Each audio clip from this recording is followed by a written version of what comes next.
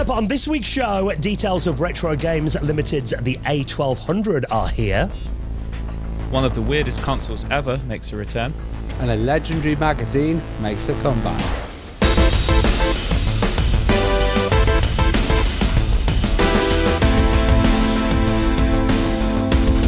And the Retro Hour podcast is brought to you every Friday with our friends, our sponsor, Bitmap Books. Now, of course, today on the show, lots of talk about classic adventure games. And if you love that genre, one of their books you need to check out that's actually in stock right now is The Art of Point-and-Click Adventure Games. Now, weighing in at more than 520 pages, features some of the most legendary games in that genre, including stuff like King's Quest, Myst, Discworld, Blade Runner, Gabriel Knight, The Dig, Monkey Island, of course, is in there as well.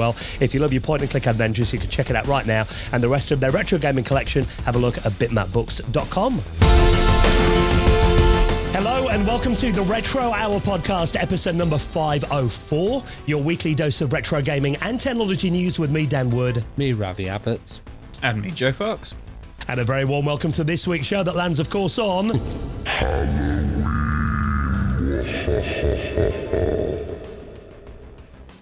You can't help yourself. That's just my normal speaking voice after Amiga Germany a couple of weeks ago. I'm sounding a little bit croaky. Nothing to do with all the alcohol that Ravi and I consumed. That was 2 weeks ago now.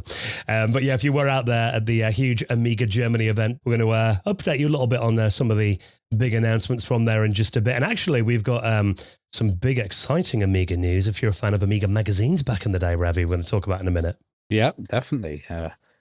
We'll hold the gold and talk about it later. But I knew that you guys would go cheesy on Halloween because you absolutely love it. You know, I'm more of a bonfire man myself, but yeah, I know you guys love to kind of pick some games that you've been playing and have a spooky selection of stories as well. Don't drag me down with it. It's all Dan, it's not me.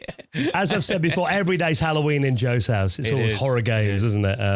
As you may have noticed in the last couple of weeks. We did think that actually that we would, because the show does land on October 31st, you know, Halloween, on Friday, of course. We thought we'd talk about a couple of games, because Joe and I love our spooky games for Halloween, that we're going to be playing. I do always talk about one game in particular, Jack in the Dark, which was this 1993 spooky little mini game that came out when they were developing Alone in the Dark 2, which is basically, it's a story of a girl who's trapped in a toy store on Halloween and all the toys kind of come to life, which to me is like, I think probably my all-time favorite Halloween themed video game. That will be getting a play on the 486 PC this weekend, I think. You picked a couple, Joe, a couple that you're going to be playing this weekend? I've had it sealed in the cellophane for about a year now, and we spoke about it, I think, on last week or the week before show. Clock Tower. Yes. It's a game I've never played. I know a lot about. I have the limited run re-release of it on Xbox. It's a point and click adventure game, which one, I'm not particularly good at. And then two, because it's got like 7 different endings. I think it's 7 endings. Like, I feel so like out of control of the game. Like, once I've made a mistake, I've made a mistake. If that makes sense. Like, you've got to try and keep all the different people alive. I am a very, very much a completionist with games, and it's like I'll end up playing it through loads or getting really frustrated with it. But I'm going to try and play that on Saturday night. And then also I've been playing a game which isn't retro this last couple of weeks, which I've been really enjoying on PlayStation 5. Funny enough, is Dying Light: The Beast, which a friend recommended at work. I really enjoyed the first Dying Light game. Didn't realise this one had come out, which is actually the third in the series, and it's a zombie horror open world game. And it's made me jump a couple of times when I've been playing it late at night, because of, you know, I play it after everybody's gone to bed. Once my wife and daughter have gone to bed and stuff, that's when I get some time to game. You know, there's been a few moments of like, whoa, biting a wooden spoon so you don't scream too loud and wake everyone up. I've got my Xbox 360 I've been playing on, so Left 4 Dead is one that I might whip out, because that's a really good, fun title, actually. Yeah. That's retro now, I guess. It's like 16 years old. Yeah. Yeah, I'm also going to play, there's a new Amiga game that I did see running when Ravi and I were out at Amiga Germany a couple of weeks ago, called Tale of Evil. Have you seen this, Ravi? It's an unofficial sequel to Tower of Evil. It's basically a little girl and a black cat who walk around. It's kind of a bit of an action adventure, but kind of Gauntlet style maybe. Very Halloween themed, lots of pumpkins and stuff in the artwork of it as well, which looks very nice. So I did see that Amiga build stream a while ago, and I thought, yeah, I'll save that one for Halloween. So yeah, that's one of the I'm going to try. And also Resident Evil 4 that I think I bought that around the same time as you, if not the same day, Joe, when that came out on the Xbox. I had a nightmare with that, and Dan came to my save, was my saviour, my knight in shining armour. I not ashamed to say, I took the day off work to play Resident Evil 4 on the day it came out, the remake. Yeah, which 2 years ago, I think it was 2 or 3 years ago. My daughter was at nursery for the day. My wife was at work. Booked the day off. I pre-ordered it, and it didn't turn up. And I'd paid like extra for like, you know, guaranteed delivery and all this kind of stuff. And I was absolutely fuming. And I was so annoyed. And I think I was in the group chat, and like Dan was like, "Oh, I'm in Asda. Like, do you want me to buy a copy?" And Dan lives about half an hour drive from me, but Asda's like 10 minutes from me. So Dan in the middle, isn't it? Yeah, kind of in the middle. So Dan came and dropped it round for me. So I still got to play it for most of the day. But you picked up a copy yourself as well, didn't you? Which is still in the shrink wrap. I've not played it yet, so I'm glad I paid full price for that 3 years ago. But yeah, so that will be one I'll dig out this weekend. It's a really good game. I mean, I'm a big Resident Evil fan, but even as far as just games go, Resident Evil 4 and the remake, absolutely fantastic. We can geek out Resident Evil next week when I've played it, Joe, and we go. Sit back. Yeah, so if you are enjoying some spooky games for Halloween, have a good one. Not all horror themed on this week's podcast, although there is one or two coming up soon. We have got an amazing guest as well. Now today we're going to be going inside the world of Sierra. Oh, Sierra, what a hell of a company! You know, we've had Ken Williams on the podcast before, founder of Sierra, and we've also had Al Lowe. You know, Leisure Suit Larry, one of those epic titles. Did you ever play Space Quest when you were growing up, Dan? Wasn't one that was on my radar back then, but I did. I loved a lot of the other games. Like Leisure Suit Larry in particular was one that my brother and I would always play. I've got vivid memories, and I'm sure anyone else that played this game as someone who was underage at the time, it would give you that age verification test at the start where it'd be like, who was the US president in 1955? I remember going downstairs to my dad, like he'd be sat down watching TV. I would go, got a question from my homework, Dad, at school. He'd be, all right, okay, yeah, get his encyclopedia out, help me out. Always managed to bypass it with that. I did learn in later years, you can apparently just like do a keyboard shortcut and jump past it. Yeah. But yeah, I know what big games these Space Quest titles were. And the other games that I played in more recent years, yeah, and I know they are legendary. And there was like King's Quest, and there was also like Gabriel Knight. There was Codename Iceman, which was another one with Jim Walls. And then there was Space Quest as well. So this week we have Mark Crow on. And Mark Crow is one of the two guys from Andromeda. So the two guys from Andromeda were Mark Crow and Scott Murphy. And they did a series of Space Quest games, which were hilariously funny, kind of space parodies, adventures in space. But also they spanned across that time period when you were moving from text parsers and you were going into graphical user interfaces. They had, point and click, different interfaces coming in, but they also had a huge growth with CD-ROM coming through and VGA graphics as well. So it's a really interesting interview because we talk about those early days of Sierra and then how it grew and, developed into these huge adventures that you get on CD-ROM with voiceovers. And eventually they kind of had a little bit of a fallout in the end. And then they got back together for a new title, which is Space Venture, which we talk about as well. So there's some ups and downs, and it's a really interesting interview where we kind of get lost in the world of space and adventure. One thing I loved about the Sierra games, it's similar with LucasArts as well, was the amount of humour it was in them as well, which was a huge thing about the Space Quest games as well. So I love the way they worked that in there because Roger Wilco was a great kind of cartoon comedy character and being a janitor, that like comic feel throughout the whole Space Quest series. Yeah, and even like you said, the guys getting back together and they've been working on their Space Venture now for it's like a decade in the making and is nearly there. Yeah. So we're going to hear more about that. So really cool guest this week if you're into the world of Sierra Adventures. Mark Crow is going to be our special guest on the show. That'll be on the audio podcast in around half an hour. YouTube, you're going to get that on Monday as a separate video, so definitely look out for that. So before we get into our chat with Mark Crow, let's update you on what's been happening in the world of retro from over the last week. No getting away from the fact that it is Halloween. And you know that we do love a good Halloween-themed game on this show. Well, Joe and I do anyway. This one looks very cool, though. A new PlayStation 1-style game, a Halloween-themed platformer called Sugar Ghouls. This is really cool. I was watching this earlier today. I really, really like the look of this. So it says it's a full game and it's out free to play to download and play on PC. However, the game is only one level.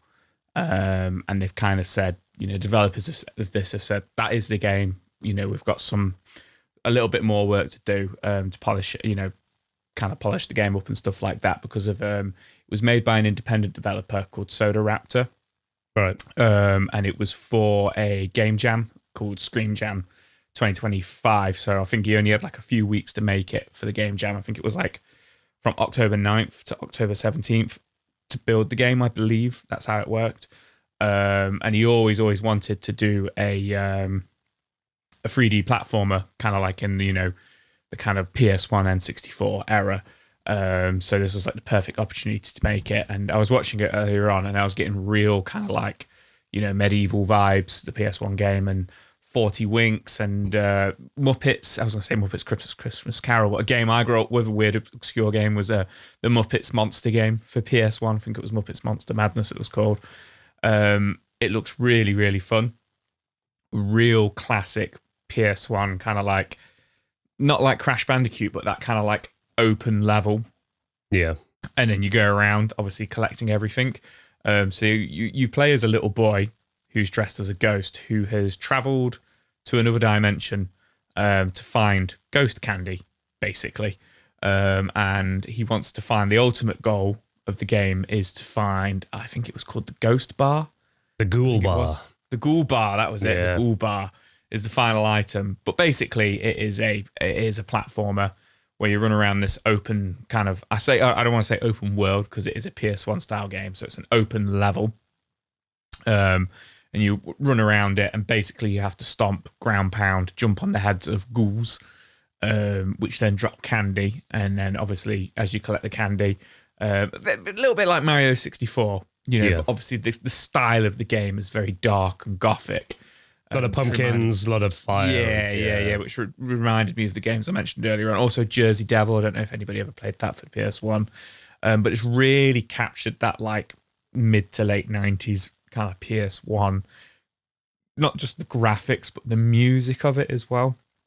The sound effects, the play style. This would have sold really well back then. It would have felt right at home on the PlayStation 1. I think if it was on the N64, they would have needed a little bit of that, that smear vision and a little bit of some fog, but they could have just called it Ghost Fog or something like that. Yeah. That fits in the Halloween vibe anyway. If But I think it's really cool. What he has said, a few things he wants to polish up. He just wants to make sure like the hit detection is spot on. I mean, from the videos I've watched of it, it looks spot on, but just a few graphical things in there he wants to fix up. He's put full controller support in there as well, which is really cool. So, you can get into those PS1 vibes this Halloween. I love the enemies in here as well. I mean, there's like slime pits, there's chomping goblins, fireball throwing pumpkins. And to me, there's not many games that come out, and it makes sense. I think, there was an era where we got quite a lot of like seasonal games briefly, but they kind of faded away. And it makes sense. I mean, they can only sell them for like, a couple of weeks a year. So I understand why many companies don't do like Halloween or Christmas games. So it is always quite nostalgic when you see something like this. Very cool that you can play it in the browser as well. So if you go to his itch page, there is a runnable like runtime that you can play in there. He says for best experience, he recommends downloading the Windows build because you don't get the optimal experience. If you want to kind of see how it looks, so it is available on his itch page to just play on there or download on your Windows PC. And I think, the fact that he built this in a couple of weeks is like jaw-dropping, isn't it? So hopefully he'll do more with this. It's one of those name your own price games as well. So as with we all say, show them a bit of support because it looks like a hell of a lot of work's gone into this over a few weeks. So and another one, if you want a good game to play this weekend for those spooky vibes, Sugar Ghouls available now, and I'll link that in this week's show notes. Now, Ravi and I are still kind of riding high on the Amiga goodness because we're out at the huge Amiga 40 event in Germany a couple of weekends ago. And we thought we'd kind of give you a little bit of a summary about some of the big Amiga stories that we spotted at the show, including something that's made a lot of the headlines this week, the A1200. We won't call it the Maxi, but the full-size Retro Games Limited. A1200 is here as well. And also some rather exciting news from the world of Amiga magazine. So we thought to join us on the show to talk a bit more about this, we'd welcome on the editor of my favourite Amiga magazine, one that I've been reading for many years now. That is, of course, the wonderful Amiga Addict. That disclaimer, Ravi, you're involved in this magazine as well. So we thought to keep you on the chat, we'll get your boss on. So we're going to welcome on the editor of Amiga Addict magazine, Ian Griffiths. Hey, Ian. Hello, good to be here. Yeah, nice to have you on. We enjoyed a flight out to Germany together for Amiga 40 last weekend. For better or worse, yeah, definitely. Yeah. And as you can see, I'm still slightly hoarse from that event. It was very good. But the reason we've got you on is obviously people will be aware that Ravi is a part of your fantastic magazine that's been going for, well, must be 5 years now? It's 5 years since 2020, yeah, so wow. It's been going pretty well. Yeah, which is a modern Amiga magazine. Covers, some nostalgic stuff from back in the day in there as well, but lots of like new Amiga software titles, new hardware. Basically, if you loved the Amiga mags back in the day, you will love Amiga Addict. It's, really good read. But the reason we've got you on is because there is some rather exciting news. Actually, you're bringing back a big name from the past for your next issue. We certainly are, yeah. So next issue is our 40th issue. Of course, it's 40 years of Amiga this year. So those things line up. But it's also 25 years since probably the biggest and best Amiga magazine in the UK, Amiga format, went away. So we thought about what we wanted to do for a sort of 40 years celebration. And we could have gone down the route of just going, let's just talk about how the Amiga got started, but everybody knows all that already. So actually Jonah, our founder and our publisher, decided, because he always comes up with the craziest ideas, that maybe we could speak to future publishing. Maybe we could try and bring back a bit of the Amiga format goodness in our latest issue. And that's exactly what we've done. Which is amazing. So I've actually got, I dug it out, especially for this episode. Kept a lot of my Amiga mags from back in the day. This is one that I did actually keep. May 2000, which was Amiga format issue 136. And I still remember buying this when I was at university, the big goodbye issue. And even though, the Amiga kind of felt like it was tailing off a bit then, you read this magazine and there was always they do kind of mention that, one day if the Amiga makes it back, we'll be back. And I think you'll agree that when we were out there in Germany a couple of weekends ago, the amount of people there, I was walking around and it honestly felt like the Amiga had never been so alive since its heyday, really. It was crazy. It was crazy. I've got my first ever Amiga format right here, issue 56, which is probably later than a lot of people.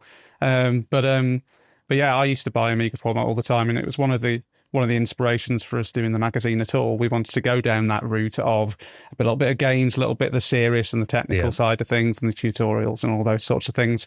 And we hope we've gone down that route. Certainly people tend to give us the credit for having that kind of feel, which is what we were going for, really. Well, tell us a bit about the approach that you've done to this. And so is this going to be, when I mentioned then this is Amiga format issue 136, is it going to be 137? How's this kind of working then? How have you involved the Amiga format legacy in here? It's purely a tribute magazine, although we may have sneaked a 137 on the cover somewhere, but if you look closely. But it's definitely a tribute to Amiga format, and it's not just the cover, which has, of course, the lovely Amiga format logo on it and the Amiga boing ball, which we all know so well. But we've changed the style of the magazine for this issue. It's got a lot of the sort of Amiga format kind of stylings with the sort of big bold headlines, and the white pages, and the little sort of Amiga format style bits along the top of the pages. But even more than that, we've been able to go out and speak to some of the original people who used to work on Amiga format, some of the editors, some of the writers. Some of those have come and written articles for us. We've got some big interviews with we've got a big round table with people like Marcus Dyson and Matt Evans and Ben Vost and all those sorts of big names from the Amiga format days. But it's been great working with those guys and gals. We've got Sue White in there for the art department side of things as well, to just give us something that's close to an Amiga format kind of issue. We've even got one of the old games writers to review the new Settlers 2 port that the Amiga's got recently. And we've got Andy Nuttall in there, who's come along to try and rectify some wrongs about his very highly scored putty review back in the Amiga format days to see whether he still feels quite the same way now. Nice. So yeah, we've got all sorts of stuff in there. And we definitely have that games and that serious split as well. So I think it's really good that you've also kept, well, part of it, but we've helped keep Amiga Addict's identity in there as well. That's right. So it's kind of a mix of the two magazines, and Eric Schwartz, seeing his stuff on there, because I used to love his comics, and you'd have like a little Amiga comic strip in there, but also animations, and we interview him as well. But then there's a bit of the regular section in there, which is cool because it's like, I feel a bit like I'm part of Amiga format now. So in some way, you tell you. Yeah. We kind of felt like the core team. I mean, we couldn't get everyone in, obviously, otherwise there'd be no space left for the Amiga format guys, which is kind of the point. But we tried to get at least the core team to have an article of their own in each bit. Yeah. So I'm in there interviewing one of the original Amiga sound engineers, Sam Dicker, because he originally came up with the Boing Ball, which is on our cover. Nice. So there's some interesting stories there. Ravi's done a bit of about the Amiga Online, and we've got like a little games tips and tricks for some and we've Amiga got a cover disc as well, which is a hell of a cover disc. And interestingly, a lot of people have been asking, can I order a physical disc? And you can, yes. You actually can, yeah. So. We do.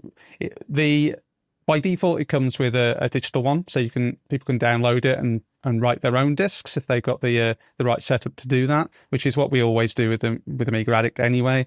But we have a limited number of ones that people can pay for a little bit extra on top, because obviously discs are a little bit harder to get hold of these days. So. I remember back in the day, Amiga format, it would always say like, worth £200 or whatever, had that little splash. Yes. What's the software you're giving away then on the cover disc? So this issue, we've got the, some might say infamous piece of software, Xcopy Professional. So a lot of people back in the days had Xcopy for maybe acquiring some things that they maybe shouldn't be. It was for backing up our games, right? Just for backing up for personal use? Absolutely. Yeah, I remember. Yeah. Official backups only.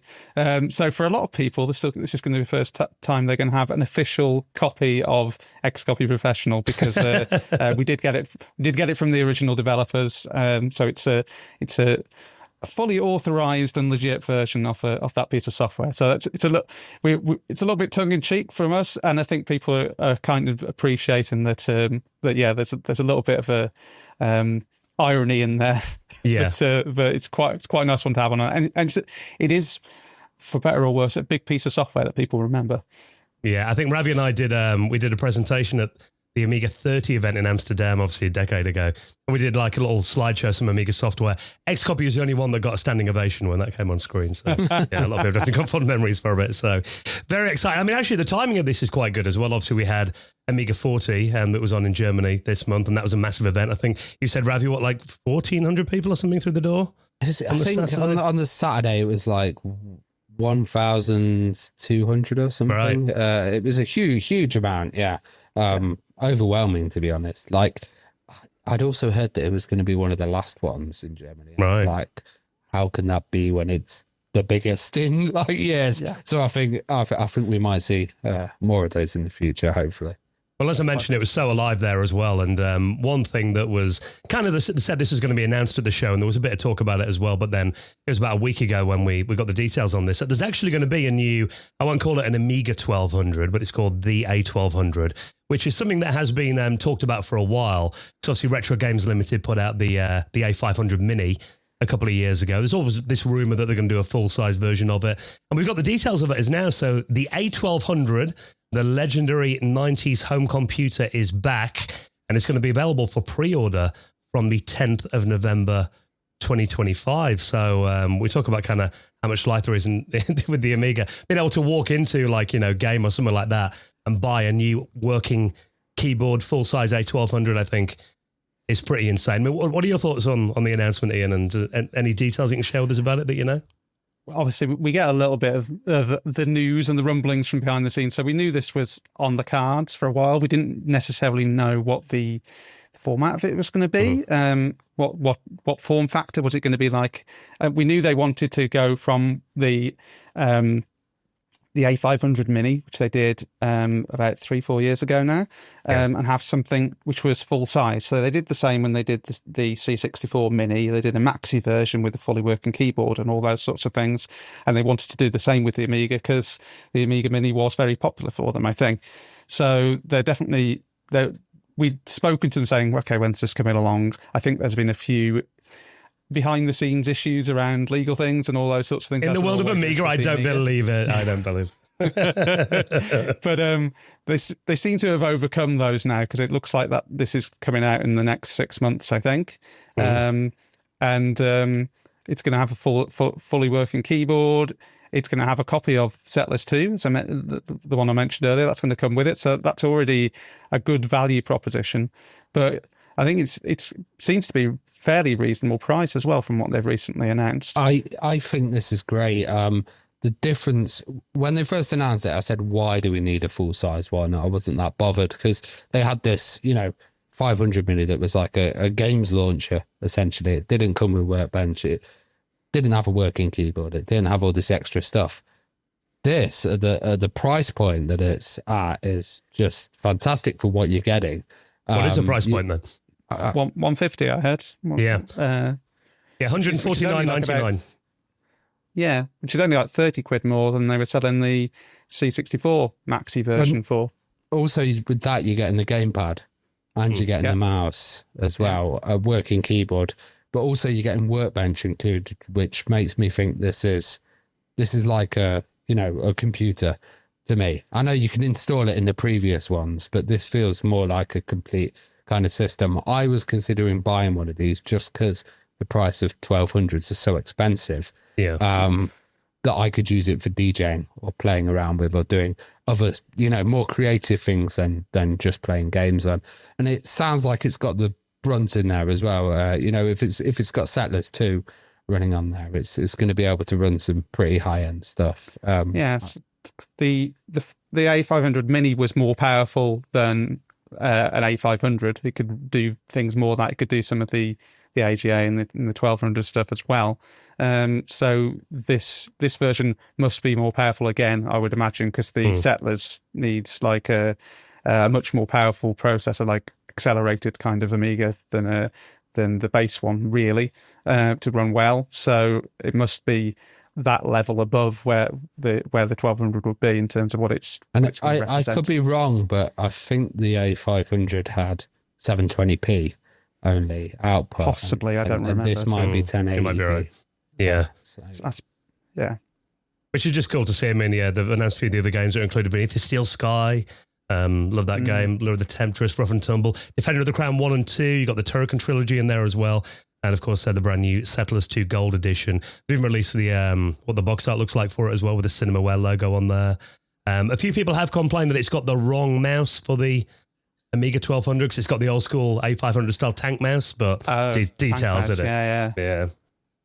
So, I do think it's extremely exciting. So, what a time to be an Amiga fan. You could pre-order that from, as I said, November 10th. Going to be coming out in June next year for general sale. But Amiga Format then, Ian, how can people get hold of the Amiga Format tribute issue then of Amiga Addict? So, it's got to print just a couple of days ago. So, we should have it back in the next couple of weeks. And you can get it as you can all of our magazines from addict.media online, and it will also be in selected WH Smith shops and some other news agents around the world. That's going to blow a few people's minds, that is, when they see that in there. Like, I used to read that, hang on. Yeah, I heard about it. That's awesome. So. And also don't forget to subscribe as well, because of course. It goes without saying. If you subscribe, you get it through your door. It's fantastic. Yeah, you don't have to go out in the cold weather. We love that. Well, Ian, always great to geek out about all things Amiga with you. Best of luck with the Amiga Addict tribute issue and going forward as well. It's always nice to catch you up. And we'll see you at the next Amiga event, I'm sure. You definitely will. All right, then. Now, lots of other retro stuff to talk about. Not just Amiga this week. Of course, we do have some exciting console stories as well. And this one looks pretty cool. It does seem like in recent years, there are more and more ways for those of us who weren't blessed with the skills to program our own games back in the day, to get involved in making our own titles for retro systems. And if you've ever been keen on that, making your own Mega Drive game, but you're not a coder, and it looks like you might be in luck. This looks very cool. Tell us about this, Joe. So this is the MD engine. Apologies in advance if I butcher this. I've never done any sort of programming. I'll jump in like Ravi can jump in and help me. But basically, this is it's been built from GB Studio, which is the one that loads and loads of Game Boy games have been made on. Over the last kind of year, I think, which we've covered, and they've been absolutely fantastic. And basically, it says it's a visual scripting system. So, to me, that sounds like, I could be completely reading into this wrong, but is it a bit more like drag and drop? So GB Studio is drag and drop, but then visual scripting is like you have different triggers and stuff that you can set, like events and stuff, and it's the way of, instead of, doing it in command line or in kind of a code way, you've got like little triggers and it makes it a lot easier for people to do, especially in a world where people are following like YouTube tutorials, which is really good because it looks like MD Engine have put out a load of tutorials. So, you can learn it from scratch, like Dan said, if you're a newcomer to it, but also it speeds stuff up. It's if you're a veteran developer already and you want to get stuff done quickly, it's great visual scripting. You can just like bang stuff together, saves a lot of time, and then you can tweak it up with code and stuff later. But it does look really beautiful. Specifically, as you said, from GB Studio, which is a success, fantastic one. But this is just targeting that Mega Drive, that Mega Drive hardware. I think it also does the other Sega systems as well. So like, so it says at the moment it doesn't do the Sega CD or the 32X, but that isn't out of the realms of possibility. Right now their focus is on just making sure, that this works and it's easy for people to use and it's a success. Then they will look at, the Mega Drive Genesis add-ons, which is really cool. And, I'd like to say, I'd like to think that wouldn't be too difficult to add in there, but we all know, what Sega was like back in the 90s. It's really interesting because this has like debugging stuff. And I remember when it was that Fox game, Dan, the one that we talked about years ago, that came out for the Mega Drive, and they had Tanglewood, that's it, yes, and they had an early development system, and they were doing it via that and original kind of coding, and debugging it was a very manual process and a bit of a nightmare.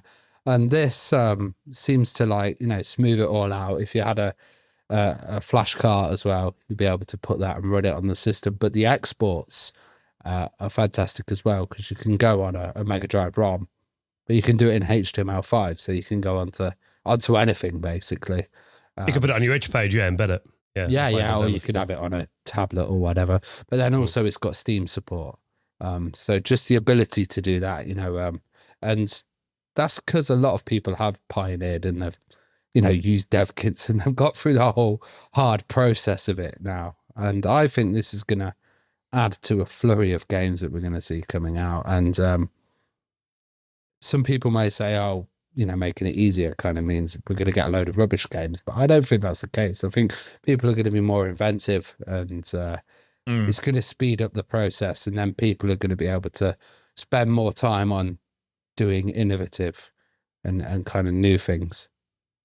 I remember using tools like Shoot 'em Up Construction Kit back in the day on the Amiga, which was, it was a program you could use to make shoot 'em up games that you didn't need any programming knowledge. Yeah. I used to do I draw the spaceships in Deluxe Paint, bring that over into there. It was all drag and drop, very, basically an early version of something like this. But I think for those of us who didn't learn programming, who've always been interested in designing games, I think it is very good for that. It kind of opens it up to a lot more people. And I think particularly with stuff like game jams that we talked about just then, and the homebrew scene today, admittedly, you did touch on it there, Ravi. It does open up this to everyone, so it means the quality bar might not necessarily be there. But it was the same back in the day. Like, I think on the Amiga, the public domain scene, there were some great games that came out of that, some dreadful ones as well. But, you're always going to get the rough with the smooth, aren't you? Yeah, I think it's good. It opens it up, doesn't it, to anybody to have a go on it. And also, it's amazing how much you can learn on YouTube, literally. I've seen videos of people like building a house from watching YouTube tutorials. It's a mad kind of resource. I love it. So this is called MD Engine, and allows you to export your games as real Mega Drive/Genesis ROMs that you can play in real hardware emulation as well. As we mentioned, HTML5 and Windows builds. They've also got stuff like widescreen mode and CRT filters. No sprite limits as well for modern play, they mentioned, which is quite interesting. And if you are a more advanced, maybe you do have some programming knowledge, you can extend your games using C-based plugins as well. There's also stuff in there like asset conversion tools for sprites. You can import your own music and stuff in there too. So it does sound like it's quite powerful. So I'm excited to see kind of what is going to come out of this. It does sound like, if you've always had an idea for a great Mega Drive game but didn't have the coding skills, it's going to open it up to a lot more people. So if you want to check that out, I'll link that in this week's show notes. Now, this is a story I didn't expect to see. Something that I thought was definitely long dead and buried. You might have to cast your mind back a couple of years. We're going to talk about the Intellivision Amico. Do you remember that, Joe? What the heck that system was? Right. Is it the Tommy Tallarico console that was meant to come out I want to say 5 years ago? And it was going to have an exclusive Earthworm Jim game on it. And it basically was vaporware. And then randomly, one or two people, a couple of people did get one. And it reminds me of a house phone from the early 2000s, the look of it. Yeah. The Footspa, wasn't it? Yeah. That's my kind of am I right? Have I got that right? That was it. So it was announced back in, originally due for release in October of 2020. It was basically meant to be a modern reboot of the classic Intellivision brand. And you might remember that, Tommy Tallarico was going around back then saying that they needed to bring back family-friendly gaming that you could play all together. So the idea was that it would be, they call it E or E10 plus rated games only, American ratings obviously, but basically games that kids can play. Simple, accessible gameplay. It had touchscreen motion controllers with a built-in wireless charging dock in there as well. Then there were a load of problems with it. And then obviously we know that in more recent years, Atari acquired the Intellivision brand in, I think it was 2024. They wanted nothing to do with the Amico after all that. But there was some games. I remember DJ Slopes did an incredible documentary. I think it was about 4 hours long, going into all the details of the Intellivision Amico. But there were a couple Astro Smash and Shark, I think was a couple of the games that actually got ported to other systems in the end. And I think the official status of the Amico is currently on hold as of the time of recording. It was interesting because I remember at the time, there was Tommy wanted to come on and there was so much stuff around it, and we kind of decided we'll just see what happens here. And I never actually knew that they'd produced any prototypes in the end, but it seems like, one has appeared on eBay, and it looks like I to be honest, know very little about the Amico because it changed through so many companies, and there was a lot of different announcements, and I couldn't really tell what was real or what was a fake. So I'm pretty amazed to see that there's kind of a working version. How working is it? Is it got any playable games on it or anything like that? Yeah, so what we're talking about here is a prototype of the Intellivision Amico that actually looks quite complete, that is sold on eBay for $2,210. Now, the company PlayOn, who have worked with Atari on some of their recent consoles, formerly known as Cock Entertainment, I think they were called back then, they were involved in the making of this. And I believe the seller of this is actually one of their former CEO, I believe, has put this on eBay. So it looks like it is a complete system with one of the controllers that looks damaged and another one which is apparently non-functional. But it looks like the system might power on. So they're saying, basically he said, it's the world's only Intellivision Amico with an EU power supply and a limited sealed game pack of a couple of games. Biplane, Brain Duel, Rigid Force Redux Enhanced is included as well. And each one contains a working RFID card, which basically is a device that triggers a website launch from a smartphone. It's got a coin and a 3D card included too. And apparently the console is functional when it's turned on. The console lights up, and you also see the classic Intellivision logo on there as well. And it gives you a voiceover too. So that you obviously mentioned that the controller is, one of them is functional but battered, one of them is not working. So it does sound like, I mean, it runs on Android from memory. So it does sound like it is possible to play these kind of prototype games on here. So, which I think is quite interesting. So you're right, Ravi. I think I remember seeing a lot about this. And I think, Pat and Ian from CU Podcast were really the guys that really got on board with talking about this, didn't they? They've done some really long, in-depth videos. Actually got the attention of Tommy Tallarico quite a few times. Am I right in thinking it was like something that people backed, or yeah, I don't know. It was a crowdfunder. Yeah, they did a crowdfunder money on this or anything. Oh yes, yeah. A lot of people are still waiting on that, which is another reason that kind of it left a bit of a sour taste in people's mouths. But yeah, I mean, I do remember that it was showed off at a game show in America, and I remember watching some videos back in 2020, 2021 of someone actually playing with one. And that quite surprised me at the time. I thought, well, it's not complete vaporware. That does actually, exist as hardware. Yeah, this is the first time I've seen one out there. I think it's a rarity.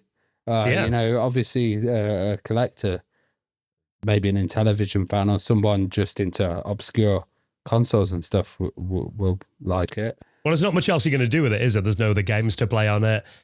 This whole idea, if it's only got one working controller, you can't exactly jump on Amazon and buy a second Intellivision Amico controller to have this family couch gaming experience that Tommy envisioned. So, it's definitely, I think that's the only people that are going to be interested in this is someone who really was either, following this story and had a bit of cash to spare. So, I mean, this is something that I imagine is probably only going to go up in value in collector circles in coming years. I would not be surprised if it's Slopes who bought it. to review it. I'm going to text him and ask him. That'd be hilarious. That's the thing that I hope whoever did buy it actually does a video on it and kind of shows us maybe a bit of a hardware teardown, that kind of thing. It's interesting in the eBay listing. The guy mentioned that he didn't want to sell it to haters. He said it was like for collectors only. Quite how he's going to vet that, I'm not sure. But yeah, so really interesting to see some of this hardware out there. Obviously, the guy just maybe found it in his garage and thought, oh yeah, I remember this thing. Let's get it out of the house. I imagine probably doesn't have good memories for anyone that was involved in it, including Tommy. So yeah, if you ever were curious about the Intellivision Amico, there is prototypes out there. One of them has just sold on eBay, so keep an eye out. We might get a video on it at some point. Now, of course, one final story, with it being Halloween then, let's let Joe do another horror-themed title. This one looks rather cool, though. This is a demo that's available now.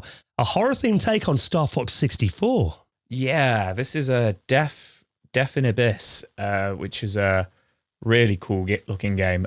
Very much kind of like Star Fox meets, I don't know if you guys ever played a Mega Boost for the PlayStation, but it's kind of like, imagine Star Fox gameplay, but it's more, not free roaming, but a little bit more kind of like three-dimensional 360, the way you fly around the level. But rather than, puppets and foxes and, little like falcons and stuff like that, like, characters, you're fighting basically what looks like to me if you crossed Dead Space necromorphs with fish. So very, very kind of like haunting imagery for the game. But basically, and I like this concept, you are a spacecraft that is gone to another planet, so it's not set in space. At first, when you watch the trailer, when you watch the demos for this game, it looks like you're in space battling these monsters, but you're not. You're actually in the ocean on other planets, if that makes sense. So you're exploring the oceans of faraway planets, obviously in the future, which is why the enemies look very fish-like. But obviously the imagery of the game is, horror, etc. But I think from a gameplay point of view, it looks really, really fast and intense. Kind of like three-dimensional bullet hell, if that makes sense. But there isn't bullets. It's because of the enemies of physically trying to bite you and attack you, and shooting. They are shooting like lasers and asteroids and stuff at you. But you have to like really quickly barrel roll out of the way. Looks very, very exciting, very, very fast gameplay as you fly around, shooting, firing rockets and stuff like that. As it stands, it's only coming to Steam, and it's releasing on the 28th of November, 2025, so only a month away. But the graphical style, the reason I'm talking about it is, time extension here is saying it's, very much a take on Star Fox 64. For me, graphically, it looks much more PS1 than N64, I would say. Yeah. But I guess it's the A-Wing kind of like look of the game. You do look like a Star Fox, R-Wing craft. I think the frame rate as well makes it look a bit better console. If they'd limited the frame rate a bit and made it a bit, it's fast paced, isn't it? Like it's far from it's quite smooth as well. Yeah, really, really smooth. I mean, I'm not a PC gamer. My wife, hopefully, she never listens to the podcast. She is on me to buy a gaming PC, and it's games like this where I'm just like, yeah, it would be cool. But treat yourself. She wants proper gaming PC, and it's like, it's me who has to buy it and set it up and everything. There's her Christmas present sorted this year, Joe. The fact that you'll use it is just, coincidence. It's not a bad idea. I wanted a Switch too, but here we go. You're right, though, because a lot of these games are only coming out on Steam, aren't they? These kind of indie, retro-inspired games. Yeah. Which, and the fact that they often release for, way cheaper than console. Well, there's a Steam Deck as well. That's a popular one. Yeah. I don't think she wants to play The Sims on Steam Deck. It's possible. It's possible. But, yeah. She wants to get into the back into real-time strategy games, funny enough. Whereas I want to play retro, horror games. Yeah, Joe will build like a $2,000 PC to play like a remake of Tomb Raider or something on it. Yeah, basically. But this looks really cool. So there is a demo available now that you can download from Steam if you want to give it a try. As you said, only about a month to wait, coming out on 28th of November. Death in Abyss. I'll link that in this week's show notes as well. Now, so one more story before we hop into our chat this week with Sierra legend Mark Crow. Now, this is quite interesting. We did kind of touch on in the introduction to the podcast this week that one of the weirdest consoles ever is making a comeback. And I've got to admit, this is something that I kind of completely forgotten about. This was a system that came out back in the day. This was the 90s, wasn't it? This one came out called the Barcode Battler. Yeah, did you ever use it? The only time I ever saw one, I remember Bad Influence covering this. You never saw one IRL? No, I don't think I've ever seen one of these. No, some of my friends used to have these, and they were quite interesting actually. It's kind of like I don't know, it's like an early Pokemon kind of thing where you have to collect them all. You go and you scan different barcodes and you get different characters in there. I think it's interesting that it's looking at making a comeback because the guy talking about this is really like he's gone down the Barcode Battler kind of rabbit hole. It's interesting because it seems like this console actually had a lot more power and a lot more thought behind the gameplay, but it had really bad documentation and it wasn't done in the correct manner. People didn't know how to use it to its full advantage. They thought like a lot of the skills and stuff were random, and its woeful documentation really didn't help. So I think he's going to try and bring it back. But I think you've got a clip of I was going to say, before we get into the kind of comeback of it, let's explain what the Barcode Battler was, because for people that might not remember it, this is a clip from the BBC when it came out here in the UK back in the early 90s. A new computer game that went on sale at Harrods today has come in for some strong criticism.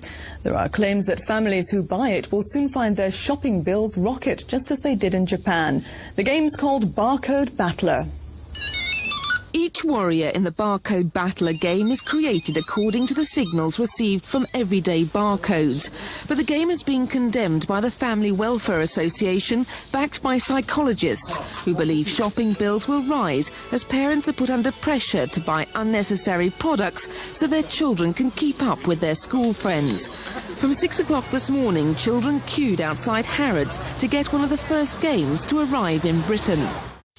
So it's interesting. There's obviously a lot of hype at the time because it was such a popular console in Japan that they were kind of worried. And I've looked at the stats here. I didn't see a massive increase in the average family shopping bill in the UK when this came out in 1993. So it didn't quite have the effect that they were worried about there. But for those that don't remember it, so the Barcode Battler, it was a handheld console. Came out here, I think, around 1993. And it let you play battles using barcodes, hence the name, including ones that came on special cards. But also it would work with the ones, as it mentioned in that news report there, that were found on general stuff like food packaging. So you bought like a 7-Up, you'd scan the barcode on there as well. It would read the numbers that were in there, and it turned them into something that you could use like a character or an item like a warrior, a monster or a potion. It could give you fighters different stats like a strength, defense or energy, all based on the data in that barcode as well. So then you'd battle that against another scanned character, and the machine would show the fight's progress and results on a little LCD screen. So it was an interesting concept. I mean, it didn't have stuff like graphics or sound really like a Game Boy. Some people have compared it more to a calculator RPG where your imagination had to do a lot of work. Yeah, I think it just gave you stats on the screen. So it didn't really take off in the early 90s, in the UK, but it was huge in Japan. Kind of a Top Trump style, maybe. Not too dissimilar at all. There wasn't like a visual battle. I don't think it was just these stats against these stats. And basically, there was like a RPG undertone to it, which wasn't really clear, I don't think, at the time, and it just didn't take off at the time. I think, it probably came a little bit too early. It came before the Pokemon hype. It was before Pokemon. I think if I remember rightly, I'm sure there was a Barcode Battler 2 or a similar toy that came out afterwards that, to be fair, obviously didn't take off because it's not something, that we continue to play with now. But the reason we're talking about this is because somebody is trying to, I guess, not revitalize it, but, put a little bit of love back into it. We're talking about it here on the podcast, bring the Barcode Battler to 2025 with some new cards. Yeah. Yeah. Which is cool because, it's interesting because it's not really a game. I was going to say we cover games for like the Dreamcast and the Mega Drive. But yeah, you might be hard pushed to kind of call these games. But this is a company called Tanuki Studios. They're releasing a new card set called Riot Gunhead's Hyper World Injustice Fighters. And these land in the UK in a couple of weeks' time. It says November 2025. Going to be selling these for £15. Yeah, I think kind of saying that the Western release of the card decks and the card packs were quite confusing.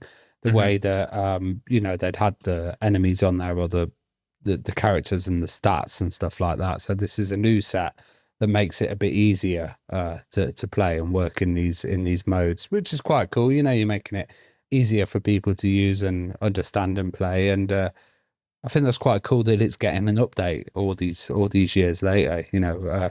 People are going to dust them off out of their drawers and, get them involved and get them fired up again.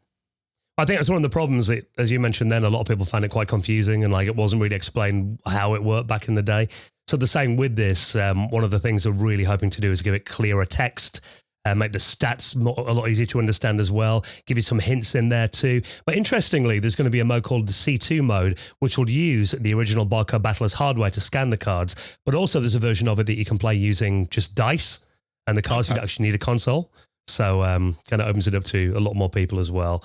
And they're saying it's basically, it'll give you even if you haven't got the hardware, it'll give you a bit of a flavour of like a classic RPG that you can play with paper and card as well. Which I think, it's a modern world, maybe QR code battler, NFC battler, NFC, that would be good, wouldn't it? Go around and battle people's Apple Pay. Yeah, while you're on the underground in London, yeah. See how long you last doing that during the Christmas season. So, I think it's cool. Again, it's a title that I didn't expect to see something new coming out for the Barcode Battler in 2025, particularly, I think, for £15. Really good bargain price, that. So if you have got one gathering dust in your wardrobe somewhere, more details on that in this week's show notes. All right, so this week's special guest, Sierra legend Mark Crow, is going to be on the podcast coming up next for audio listeners. For everyone else, you're getting that video on our YouTube on Monday. Before we do that, let's take a quick second to give a massive thank you to this week's sponsor, and it is one of our long-running sponsors who are huge supporters of this show. It's our mates at Shopify. You know, Shopify sound by now. The sound of making another sale. Now, that's the thing about obviously this time of year. What about you guys? Got a few Christmas markets that my missus is going to be dragging me to over the next few weeks. One thing you find, though, when you go to them now is the fact that no one has money. Everyone's got these little card readers now. And if you do sell anything at all online or in person, Shopify is a great way to do that. Not only do they have those little point-of-sale systems, but it also ties that inventory to your online inventory as well. Because Shopify is the commerce platform that is powering millions of businesses all around the world, including household names Mattel, Gymshark, I might say Bitmap Books use them as well, to brands and individuals that are just getting started as well. Now, one thing we love about Shopify is just how easy it is to use it. They've got this gorgeous design studio, haven't they, Ravi? Yeah. It's just really easy to set up. You know, it's just drag and drop, and you've got templates on there. You know, you can select them. They're already there. Great designs. And if you really want to get into it, you can apply discount codes. You can do all kinds of details on the checkout system as well. Yeah, I think for digital delivery, it's great as well. You can do watermark digital products as well, which is great. Something I wish we had when we tried to do that manually like a few years ago. And it can even match your brand's style as well with, you know, your fonts and your colors as well. So even with no coding skills, you can get a beautiful online store with their ready-to-use templates. We've got hundreds of them on there as well. And everything's got AI these days, but actually the AI that is baked into Shopify is really helpful. It'll help you with stuff like your product descriptions, your page headlines, even enhancing your photography as well. And one thing I think is great, because obviously you want to focus on making your products. Marketing is something that often people put to the back of the mind, but obviously it's the most important thing. You can have the best product in the world. If no one knows about it, you're not going to sell any. But having Shopify is almost like having a world-class marketing team working with you. They help you create your email and social media campaigns. So basically, you can get your products in front of wherever your customers are scrolling or strolling. So if you sell anything at all, Shopify is there to help you every step of the way. So we've got a great code that you can try right now to try Shopify out for just £1 a month. So use our link, shopify.co.uk/retrohour. That will let them know that we've sent you there, helps out the podcast, and you can try it out for just £1 a month. A no-brainer if you sell anything at all. So try it out right now. I'll put it in this week's show notes as well. Shopify.co.uk/retrohour. A big thank you to our friends at Shopify for their continued support, and get ready to hear a lot more of this. All right, well, thank you for checking out the news this week. We'll have more for you, of course, next Friday. I'm going to rest my voice before it completely stops. Honestly, I'm not just trying to sound creepy for Halloween, guys. That's not the intention. I promise. No. We're going to get more value out of this. All right, well, listen, have a wonderful Halloween, everybody. It's built into my mixer, honest. So have a happy Halloween if you are celebrating that this weekend. Play some spooky horror games. We'll have more news for you on next Friday's show.